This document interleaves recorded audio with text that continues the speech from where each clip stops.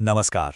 आज हम चल रहे हैं उत्तराखंड की बर्फीली वादियों में बद्रीनाथ धाम की एक ऐसी यात्रा पर जो सिर्फ एक तीर्थ यात्रा नहीं है। जी नहीं, ये उन रहस्यों को समझने की एक कोशिश है जो विज्ञान को भी सोचने पर मजबूर कर देते हैं।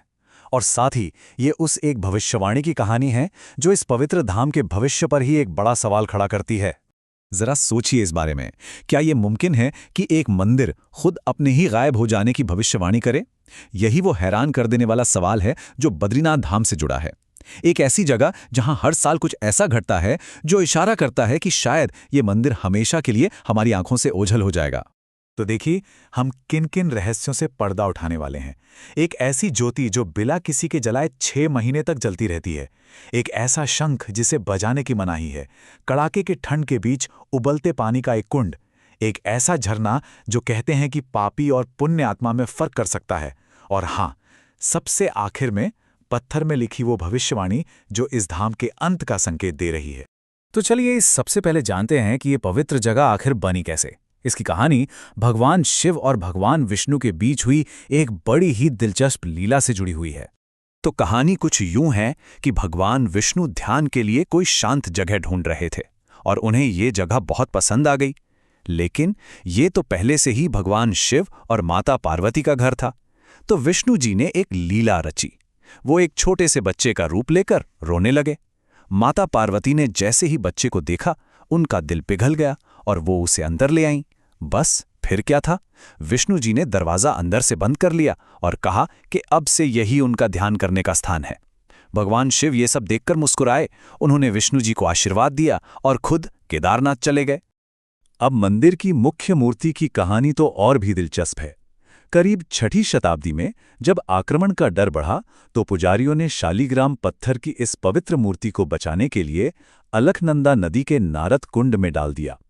सदियां बीत गईं और सब भूल गए कि मूर्ति कहाँ है। फिर 7वीं शताब्दी में आदि शंकराचार्य आए। उन्होंने अपनी दिव्य दृष्टि से उस जगह का पता लगाया और चमत्कारिक ढंग से उस मूर्ति को कुंड से बाहर निकालकर मंदिर में फिर से स्थापित किया। अब आते हैं कुछ ऐसे रीति रिवाजों पर जो सच कहूं तो किसी के भी होश उड़ा दें।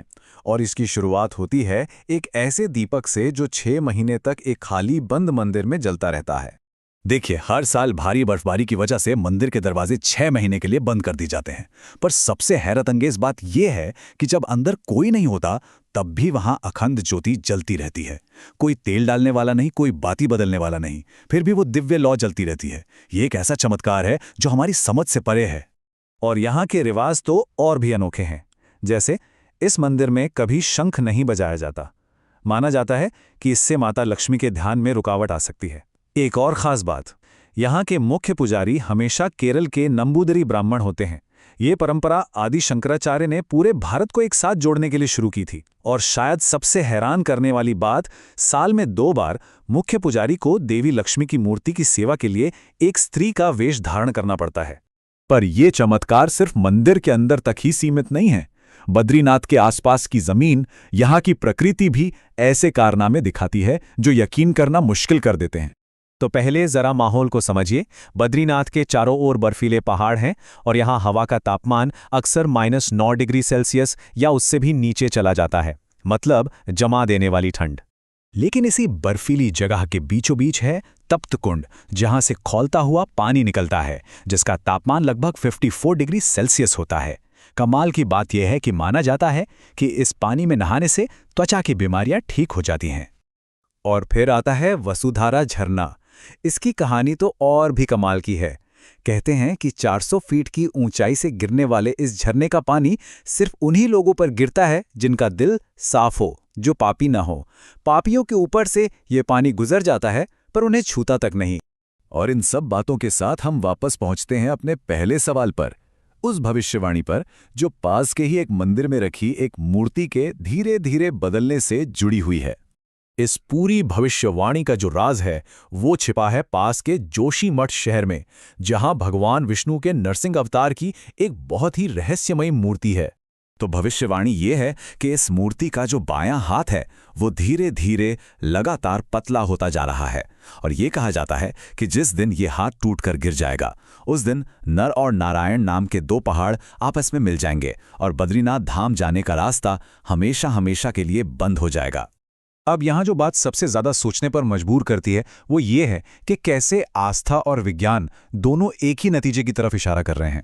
एक तरफ आस्था कहती है कि मूर्ति का हाथ पतला होना एक दिव्य चेतावनी है, और दूसरी तरफ भूवैज्ञानिक भी मानते हैं कि हिमालय का ये पूरा इलाका बहुत अस्थिर है और यहाँ कभी भी एक बड़ा भूस्खलन हो सकता है जो रास्ता बंद कर दे। मतलब दोनों ही बातें एक ही भविष्य की ओर संकेत कर रही हैं। तो आखिर में सवाल यही बचता है कि बद्रीनाथ का भविष्य क्या है?